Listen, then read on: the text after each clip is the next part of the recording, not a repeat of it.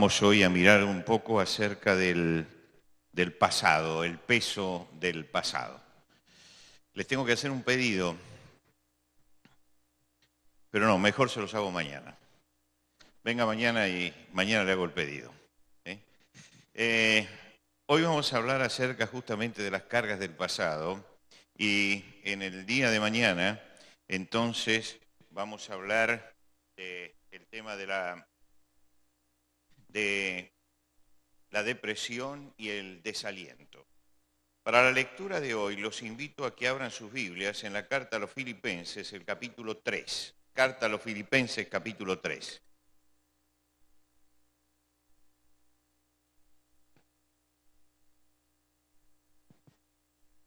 Carta a los Filipenses, capítulo 3.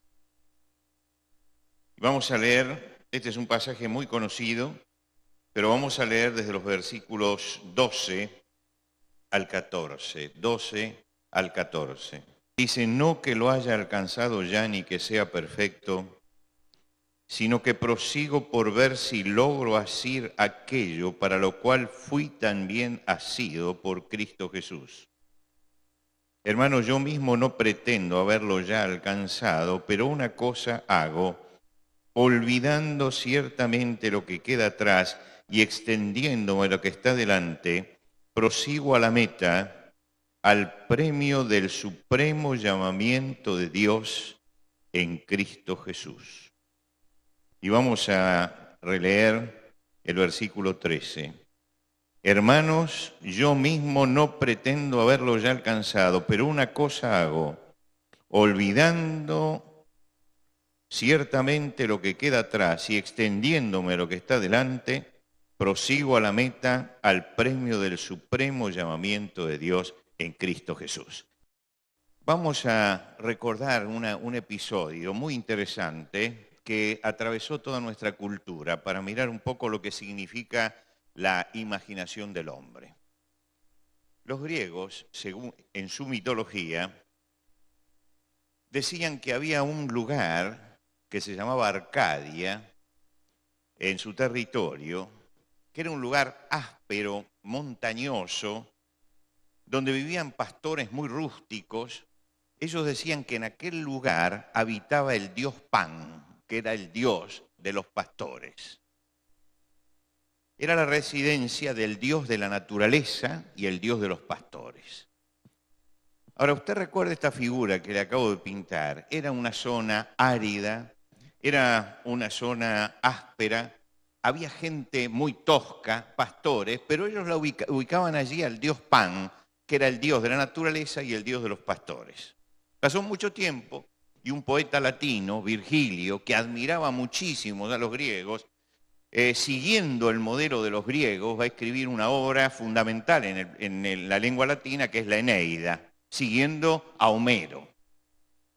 Y él entonces evoca ese lugar que se llamaba Arcadia, lo evoca, y él dice que era una región fértil y maravillosa, que era un lugar donde había una comunidad de pastores no contaminada por el mal y que vivían en armonía con la naturaleza, y que era una suerte de paraíso sobre la tierra.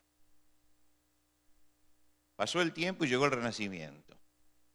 En el Renacimiento dijeron, nosotros vivimos en una edad de violencia, en una edad difícil, en una edad de guerra, pero hubo una Arcadia en la que se vivió una edad de oro, donde había fraternidad, donde había amor, donde había maravillas, un Edén que nosotros hemos perdido, donde la tierra daba naturalmente el fruto y los hombres la recogían y no tenían que trabajar ni nada de esto. Y si usted ha leído el Quijote, sabe que el Quijote tiene un discurso de la Edad de Oro donde vuelve a hablar de lo mismo y dice dichosa edad y dichosos siglos aquellos, etcétera, etcétera, etcétera.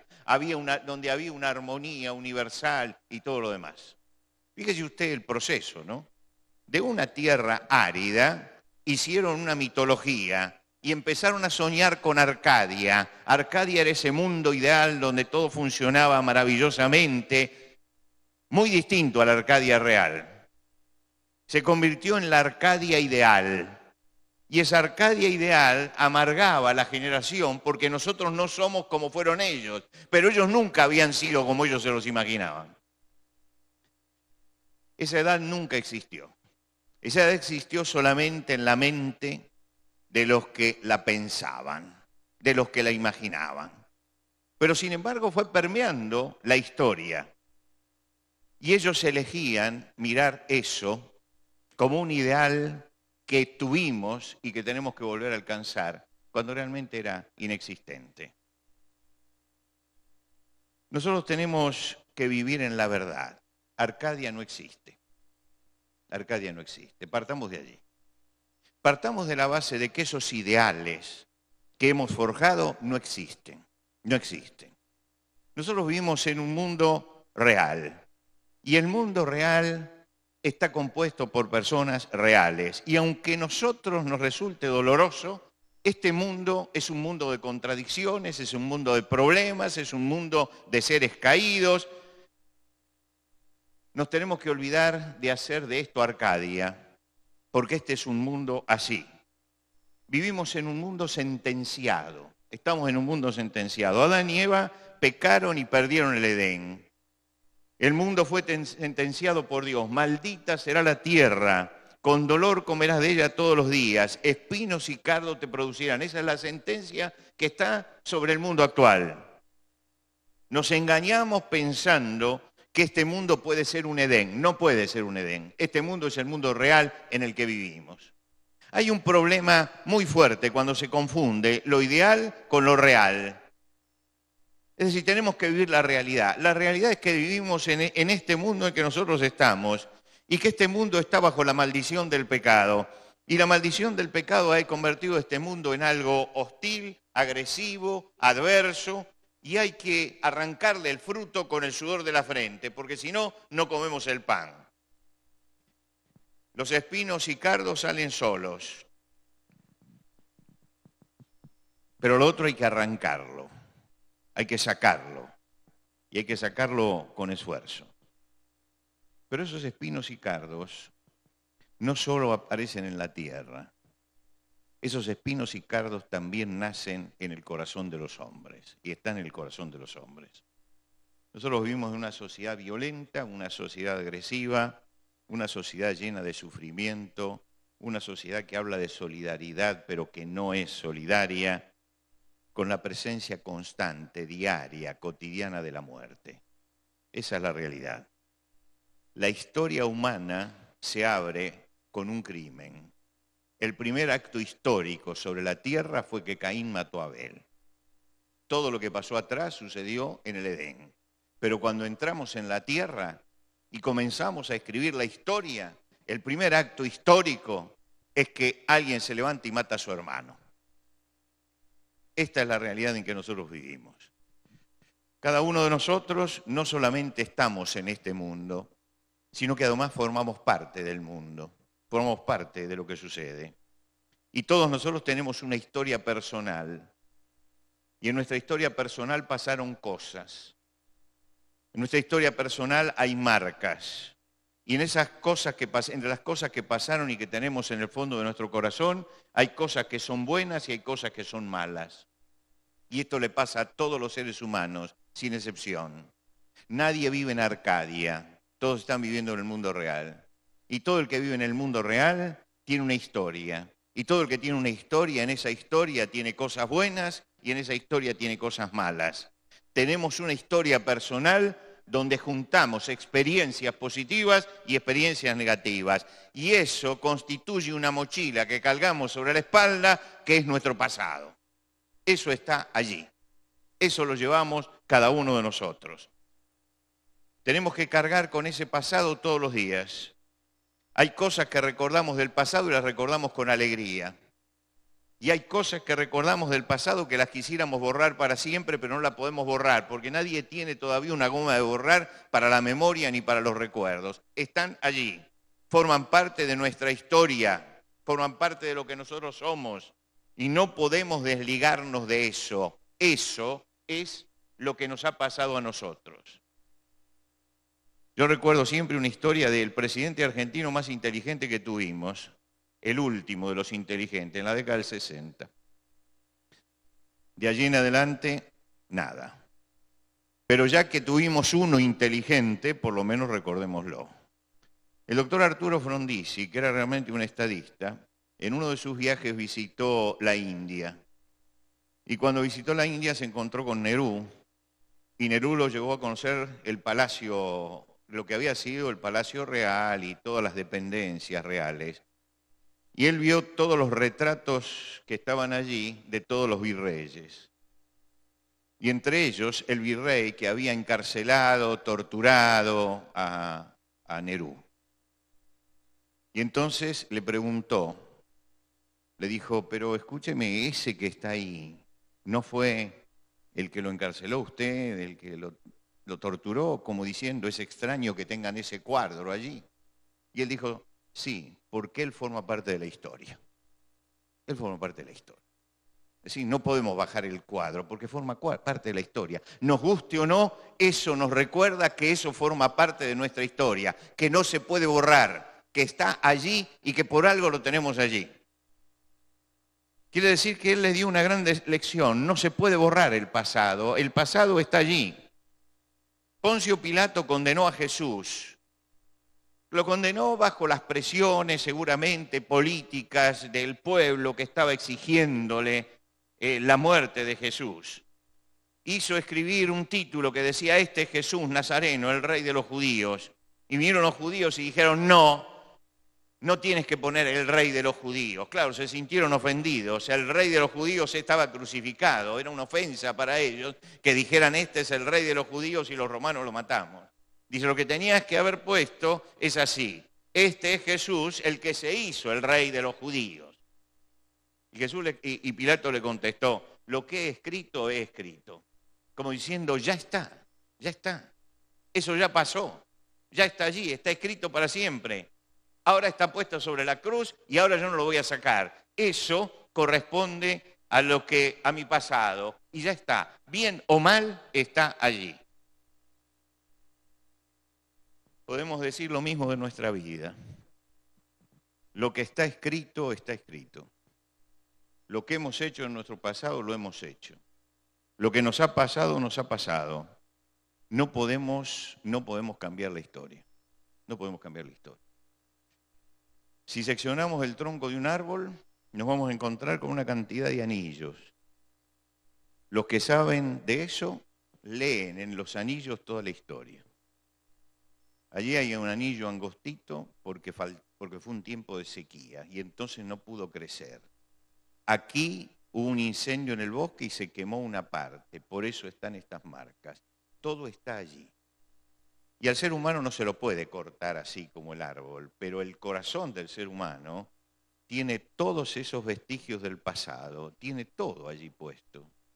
Eso pertenece a nuestra vida. Por lo tanto, cuando hablamos acerca del pasado, tenemos que pensar que en nuestro pasado hubo años de sequía, hubo momentos de incendio, hay golpes recibidos y todos han dejado en nosotros en alguna forma esa marca que perdura hasta ahora.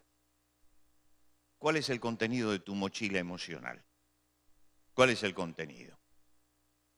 ¿Qué es lo que llevas ahí? ¿Qué es tu pasado? ¿Problemas de infancia? Algunos llevan en la mochila problemas de infancia, padres que han sido desaprensivos, padres ausentes, padres golpeadores, padres que los abandonaron, y eso está en la mochila. Otros tienen heridas emocionales, traumas, como lo llamamos ahora. Abusos sexuales, violaciones, golpes inesperados, traiciones, abandono, fracasos matrimoniales. Eso también forma parte de las heridas emocionales que quedan en nuestra vida. Hay pérdidas que se acumulan allí. La pérdida de seres queridos, la pérdida de afectos, la pérdida de amigos, la pérdida de nuestros padres, la pérdida de nuestros hermanos. Puede estar todo acumulado allí, está todo allí. Y hay culpas también, hay culpas. Hay errores cometidos que no podemos remediar. Traicionamos y querríamos olvidarnos de ese día que traicionamos, pero traicionamos. Engañamos y queremos olvidarnos de que alguna vez mentimos, pero mentimos. ¿Hay alguien aquí que no haya mentido? Perdón, ¿hay alguien hoy aquí que no haya mentido? ¿Hoy?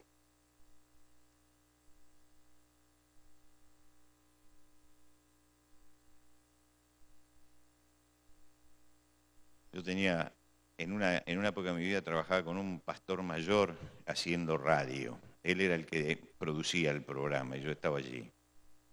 Y un día me dijo, mira, el hombre es mentiroso por naturaleza y sigue siendo mentiroso toda la vida, toda la vida. Dice, y se convierte a Cristo, pero igual desconfía de su palabra, porque sigue mintiendo. Es decir, no lo extirpamos nunca. Bueno, queremos sacar eso de la mentira, queremos ser veraces permanentemente. Fuimos injustos. ¿Quién no ha sido injusto con alguien que le hizo bien? Fuimos injustos, fuimos desagradecidos, no agradecimos a tiempo. A mí esto del agradecimiento es una cosa que me preocupa bastante, porque he visto muchos desagradecidos. Y en un momento, hace unos años, no tantos años, dije, yo en mi vida no quiero ser desagradecido. Y fui de cada uno de los maestros que me había enseñado algo para decirle gracias. Después me llamaban, porque después siempre los llaman a uno para el velorio para que hablara. Y yo decía, bueno, este es el momento en que uno dice que la persona era buena, le hizo bien y todo lo demás, pero quiero decirle que yo se lo dije antes, que es lo importante. No vengo acá a declamarlo, se lo dije antes. Al primer pastor que tuve en mi vida se lo pude decir. A los maestros que tuve se lo pude decir. Antes que se fueran. Y ya todos se fueron porque ya uno está en primera fila, ¿no? Al próximo que llaman es nuestra generación. Pero le pude decir a todos ellos esto. ¿Por qué? Porque este es un mundo de desagradecidos. Y porque muchas veces yo en la mochila me di cuenta que llegaba tarde para decir gracias. Y hay un momento en que uno se para y dice, pero puede ser que siempre llegue tarde. No. No voy a llegar tarde. Con ellos no voy a llegar tarde. Y gracias a Dios no llegué tarde. La palabra de Dios dice, y sed agradecidos. Pero tenemos que decir que muchas veces no le damos tanto valor a esa palabra. Y hay cosas que pasaron y que son culpas nuestras que no podemos reparar. Antipatías que tenemos, odios, rencores, resentimientos. Todo eso forma nuestro pasado, es la carga de nuestro pasado. La cargamos como una mochila y son cosas que están presentes porque están allí. No nos podemos despegar de eso. Cuando todo eso empieza a gravitar en nuestro presente, es decir, cuando todo eso que es nuestra historia empieza a pesar sobre nosotros hoy, entonces nos sentimos aplastados, nos sentimos abrumados, nos sentimos deprimidos, nos sentimos angustiados, nos sentimos perturbados, porque todo eso está presente. Y muchas personas viven poniendo parches en su vida, parchando todo eso o tratando de ignorarlo. Y nosotros, no sé si por acá, pero en Argentina tenemos una frase cuando alguien anda más o menos, que uno le dice, ¿cómo vas? Y tirando. Como diciendo, estoy llevando un peso detrás y estoy tirando hacia adelante porque no puedo más. Es la frase. Es una forma también de vivir. Es una forma de movernos. Todo eso es nuestro pasado y ese pasado lo llevamos con nosotros. Pero tenemos que ir al fondo de la cuestión, ¿Cuál es el camino en un mundo hostil como el que vivimos, en un lugar que no es el paraíso, que no es Arcadia, en una sociedad compleja como la nuestra y cada vez más compleja, en un clima angustiante como el que estamos viviendo permanentemente? ¿Cómo hacemos para manejar la carga de un pasado agobiante? ¿Cómo hacemos? ¿Cómo salir de estos enredos emocionales de nuestro pasado que pesan sobre nosotros?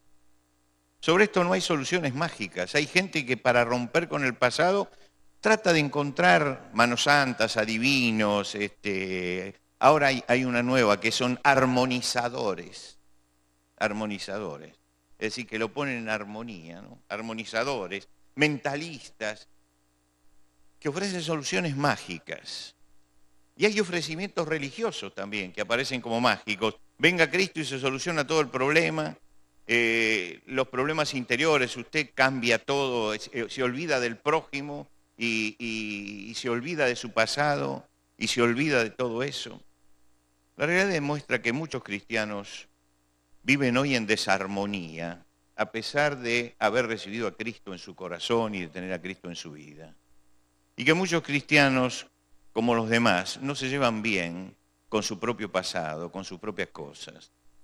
Y que andan tirando, como dicen los argentinos, andamos tirando.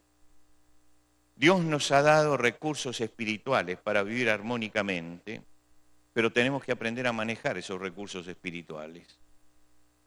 Y este es el problema, que muchas veces nosotros hemos reducido el asunto a levantar la mano un día, pasar adelante, bautizarnos, pertenecer a la iglesia, pero no hemos ahondado en nuestra vida espiritual para superar ese pasado. Y si no ahondamos en nuestra vida espiritual, levantando la mano y pasando adelante, no se soluciona el problema. Es el comienzo de una nueva vida. Es el comienzo de una nueva vida. Nos ha sido dada nueva vida, pero después tenemos que ejercitar esa nueva vida para que la vieja vida que pesa sobre nosotros empiece a no gravitar negativamente, no a no existir. Existir va a existir siempre, pero que no gravite emocionalmente en nosotros. Por eso hemos leído aquí esta reflexión del apóstol Pablo en la carta a los Filipenses. Él habla acerca de su propia vida. Y él dice, una cosa hago, olvidando ciertamente lo que queda atrás y extendiéndome lo que está delante, prosigo a la meta. Ahora yo creo que estas palabras de Pablo hay que interpretarlas a la luz de su historia. Uno tiene que recordar la historia de él para entender el contenido de estas palabras. El apóstol Pablo fue un hombre de una esmerada educación. En sus cartas se nota la esmerada educación que tenía. En primer lugar, porque sabe manejar perfectamente el razonamiento griego. En segundo lugar, porque menciona trozos de literatura que hablan de un hombre con una gran preparación. Y además se había criado en Tarso de Cilicia, que era una ciudad académica, lo que quiere decir que tenía una profunda formación, por un lado una formación secular y por otro lado una gran formación religiosa. Él mismo dice que se había criado a los pies de uno de los 7 grandes sabios judíos, que recuerda hoy todavía el judaísmo como pilares de su religión. Él se había criado con ellos. Lo que quiere decir que tenía una gran cultura, cultura secular, cultura griega, y por el otro lado una formación religiosa profunda, judía, con uno de los máximos teólogos judíos de su tiempo. Sin embargo, él se había convertido en un fanático religioso despiadado, un fanático religioso extremista, un fundamentalista, un violento, un hombre que hoy estaría tirando bombas, pero que en aquel tiempo, como no tenía bombas, entonces salía a perseguir cristianos y los llevaba y los torturaba y los hacía maldecir su fe, los hacía blasfemar, los obligaba a blasfemar. Y cuando había que votar qué se hacía con algún cristiano, él votaba por la muerte y que no se contentaba solamente con perseguir a la gente que estaba allí en su ciudad, sino que pedía cartas para ir a otros lados y para perseguirlos.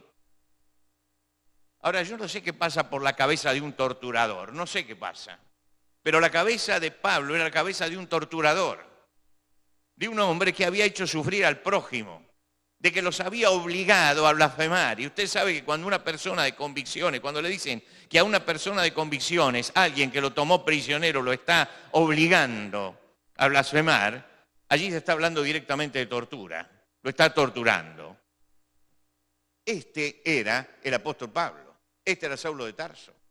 Hasta que un día la vida se da vuelta Y cuando la vida de Pablo se da vuelta, él se encuentra con una realidad totalmente diferente. Se encuentra con una mochila de culpa.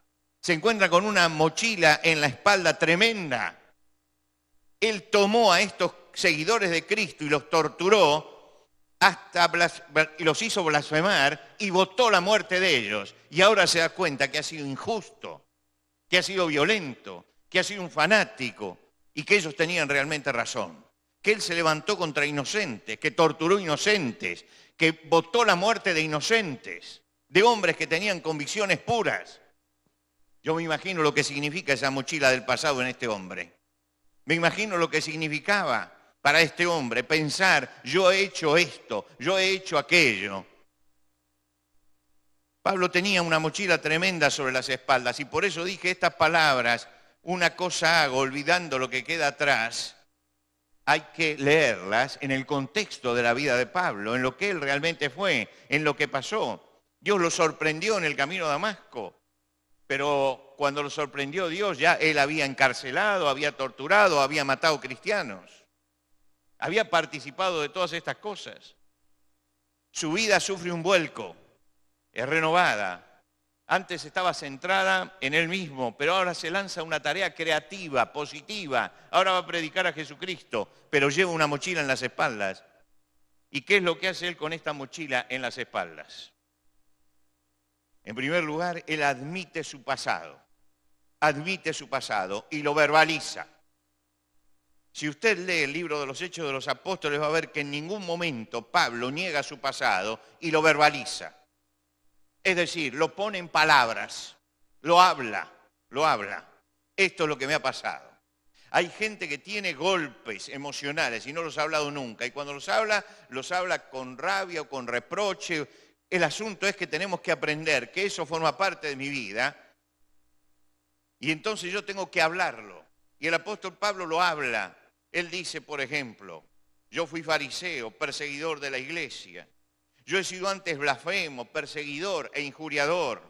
Yo perseguí a la iglesia de Dios. Yo encerré en las cárceles a muchos de los santos, habiendo recibido poderes de los principales sacerdotes. Y cuando los mataron yo di mi voto. Y muchas veces, castigándolos en todas las sinagogas, los forcé a blasfemar. Y enfurecido sobremanera contra ellos, los perseguí hasta en las ciudades extranjeras. Él lo está verbalizando. Y yo estoy mencionando las cartas a los filipenses, a Timoteo, a los corintios y las confesiones públicas que hace en el libro de los Hechos. En todo lado donde él estaba, él no negaba su pasado negativo, lo malo que tenía. Él lo hablaba, lo decía, lo verbalizaba. Él decía, esto forma parte de mi pasado. Esto es una realidad que yo la tengo presente. Por eso la palabra olvidando lo que queda atrás no significa que lo saco de la memoria. Él tenía en la memoria todas estas cosas. Las tenía todavía.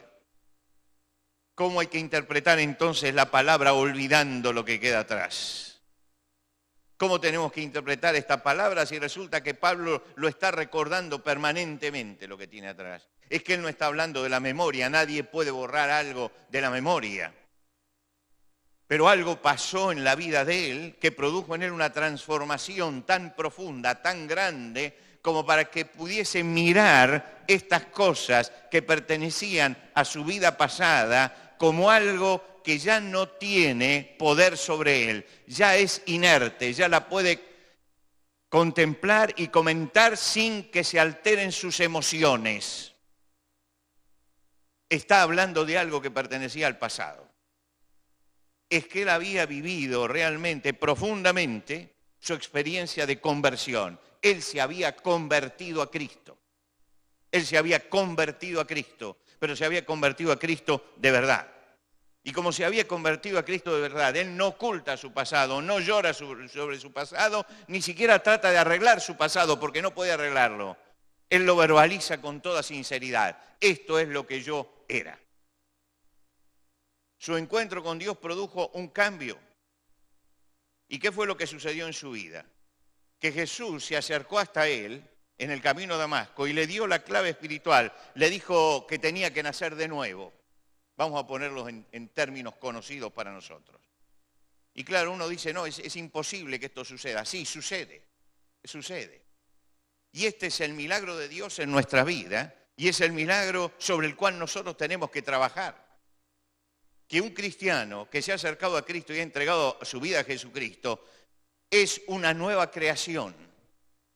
Es una nueva creación.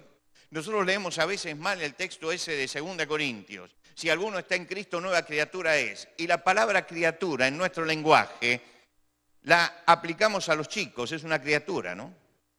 Pero la palabra esa significa es una nueva creación. Es una nueva creación. Algo profundo pasó en la vida de aquel que se acercó a Jesucristo en su corazón. Algo profundo pasó en su vida, que el Dios creador,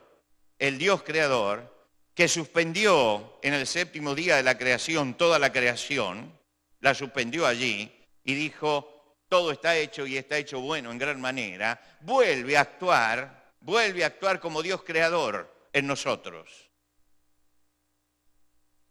Si usted va a la vieja Europa y visita los bautisterios de la vieja Europa, el bautisterio, por ejemplo, de Florencia, o los bautisterios de Ravenna, todos los bautisterios que hay allí en Europa, los que quedan. Ustedes saben que en las construcciones antiguas el bautisterio era un lugar aparte de la iglesia. Se edificaba la iglesia y afuera se hacía un lugar que era el lugar del bautismo. Entonces usted va a Pisa y está la iglesia y a unos 100 metros está el bautisterio.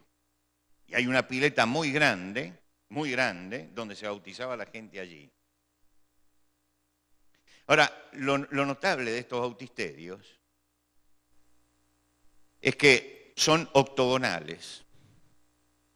Son 8 paredes. Son octogonales. Y usted sabe que en la Edad Media y posterior a la Edad Media se usaba mucho el símbolo, ¿no? La puerta de entrada, cuando usted entra al bautisterio, lo primero que ve es que allá está la figura de Cristo y en el medio está el lugar del bautismo.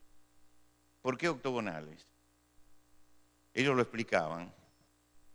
Decían porque 7 son los días de la creación y nosotros entramos por el 8º día de la creación.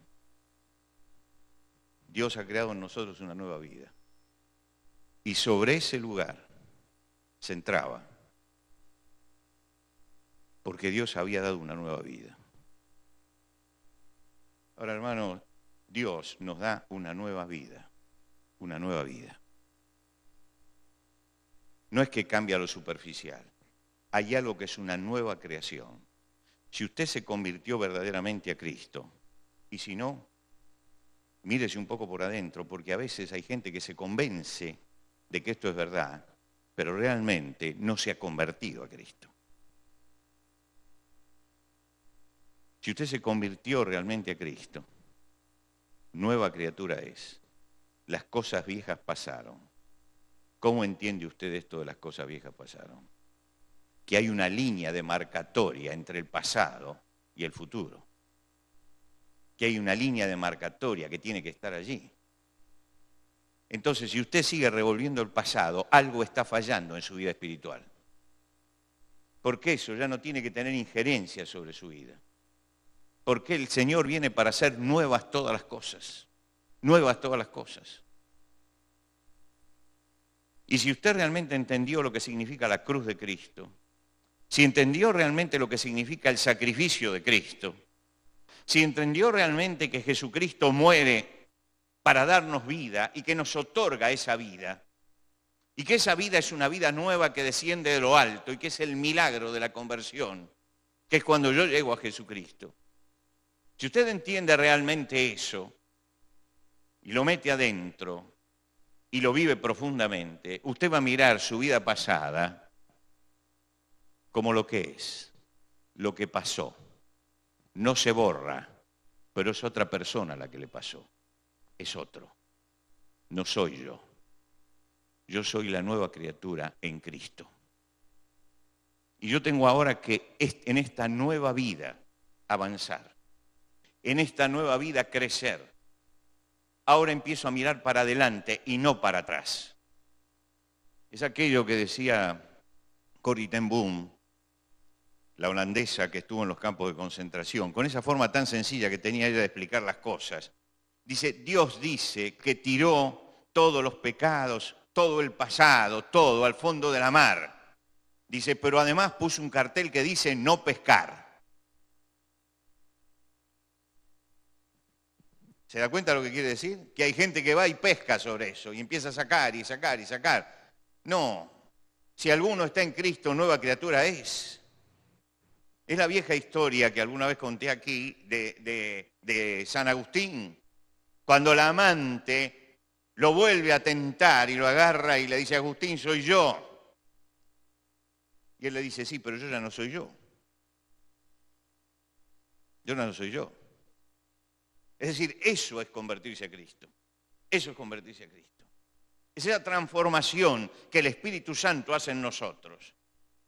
Y que nosotros simplemente tenemos que acercarnos al Señor cada día para entender cuál es el milagro que Dios ha operado en nosotros. Dicen que Lutero era atormentado en las noches por sueños donde recordaba pecados que ya tenía olvidados. Hasta que un día se dio cuenta que era Satanás el que realmente estaba obrando en su vida para que él hiciera eso. Y dice que en el próximo sueño le escribió, la sangre de Jesucristo me limpia de todo pecado.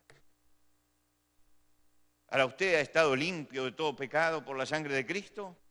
Entonces usted no puede llevar culpas del pasado, porque la sangre de Cristo lo ha limpiado de eso, de todo pecado. Usted ha recibido ofensas, son pecados que se han cometido contra nosotros. La sangre de Jesucristo me limpia de todo pecado, de todo pecado. Y traza una línea y se convierte a Cristo y empezamos una nueva vida. Empezamos a contar de allí para adelante, desde el momento en que nacemos de nuevo con Cristo Jesús. Esto es lo que tiene claro Pablo. Por eso está escribiendo, olvidando lo que queda atrás. Y esto no significa que no lo trae en el recuerdo. Significa eso pertenece al pasado, no tiene peso emocional sobre mi vida. Es lo que pasó. Es el otro Pablo el que lo hizo, es el Saulo de Tarso. De ahí que los grandes momentos espirituales en la antigüedad hacían que la gente se cambiara el nombre. ¿Por qué se cambia el nombre? Porque justamente estamos frente a una nueva vida, es una nueva persona, es un cambio espiritual profundo. Y ese cambio espiritual hacía que también cambiaran su nombre, eran otra persona. Es el milagro de Dios en la vida de los hombres. Pablo dice, olvidando lo que queda atrás. Si yo me paso, usted tiene que pensar que sacaron el reloj de ahí y es el que lo sacó el que tiene la culpa, no yo. Y esto es algo que aparece en toda la Escritura. Lo que pasa es que muchas veces nosotros no nos detenemos en ciertos detalles de la Escritura. Cuando el apóstol Pedro escribe su primera carta, él dice, bendito el Dios y Padre de nuestro Señor Jesucristo, que según su grande misericordia nos hizo renacer para una esperanza viva por la resurrección de Jesucristo de los muertos. Nos hizo nacer de nuevo. Quiere decir que hay un nacimiento, que es el primer nacimiento, y hay un segundo nacimiento. Me hizo renacer. Va a decir después, siendo renacidos, no de simiente corruptible, sino de incorruptible, por la palabra de Dios que vive y permanece para siempre. La palabra de Dios ha llegado a nosotros y no ha llegado solamente como letra, ha llegado encarnada en Cristo, porque Cristo es la palabra viviente de Dios. Y cuando decimos que la palabra de Dios llegó a nosotros, estamos diciendo que el que llegó a nosotros es Jesucristo, que es la palabra viva. Y Él entregó la vida por nosotros. Entregó la vida por nosotros. ¿Para qué? Para que nosotros tengamos una nueva vida. No sé si lo voy a hacer, pero posiblemente estoy estudiando eso. Quisiera escribir un libro sobre la evolución espiritual de Miguel Ángel. La evolución espiritual de Miguel Ángel. Un día Miguel Ángel, 25 años, termina la piedad, la famosa piedad que todos conocemos. está la piedad puesta en un lugar y él se paraba y la miraba enfrente y ve dos florentinos que pasan por allí, que lo conocen a él y conocen a todos los artistas, y uno le dice a otro, ¿de quién es esto? Y el otro le da cualquier nombre. Y entonces se pone bravo Miguel Ángel, con mucha rabia, espera la noche, y a la noche vuelve y le graba en la cinta que tiene la Virgen acá, Buonarroti. Es decir, esto es mío, esto lo hice yo. Habla del orgullo y de la soberbia que marcó una etapa importante de su vida. Habla de todo eso. Pero ya cuando él pinta el juicio final, ya están las postrimerías de la vida, él pinta su autorretrato. ¿Y dónde pinta el autorretrato? Él pinta a San Bartolomé, que dicen que fue desollado, y San Bartolomé tiene su piel en la mano, así. Y en esa piel desollada, él pone allí su retrato. Es el hombre que está diciendo que está vacío y que llega vacío al juicio final, al trono de Dios. ¿Por qué?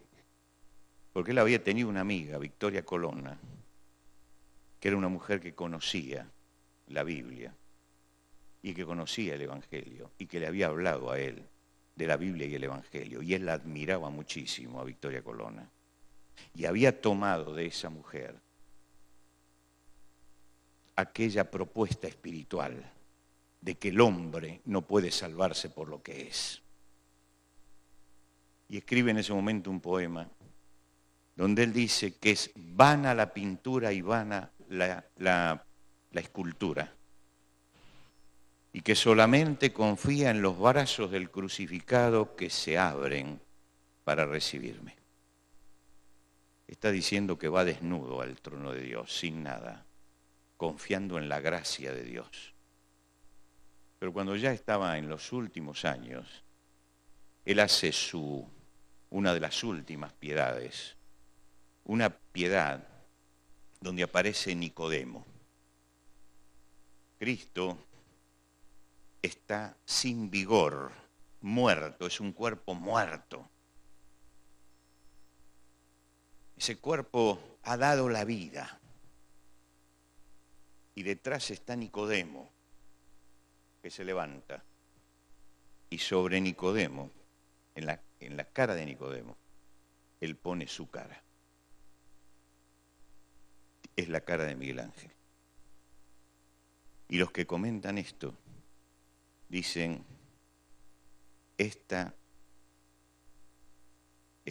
escultura representa en Nicodemo el nuevo nacimiento. La vida de Cristo se derramó y él toma el vigor de esa vida y vive. Había llegado Miguel Ángel en el final de su vida a entender lo que significaba nacer de nuevo. Y elige a Nicodemo, el hombre que recibió de Jesús la palabra nacer de nuevo, para retratarse a sí mismo como aquel que se acerca al Cristo muerto, pero que tiene la vida de Cristo adentro. Y esto es lo que nos sucede, que nos acercamos a Cristo y la vida de Cristo entra en nosotros. Nuestra vida ha sido vaciada, ha sido vaciada. Ha sido vaciada de aquel pasado, como se pintó Miguel Ángel en el juicio final. Nuestra vida no tiene nada del pasado para ofrecerle a Cristo. Y tampoco del presente, porque entramos al cielo por la gracia de Dios. Pero la vida de Cristo es lo que nos da vida a nosotros y nos da esta nueva vida. Si usted ha recibido a Cristo, tiene que vivir la plenitud de la vida cristiana.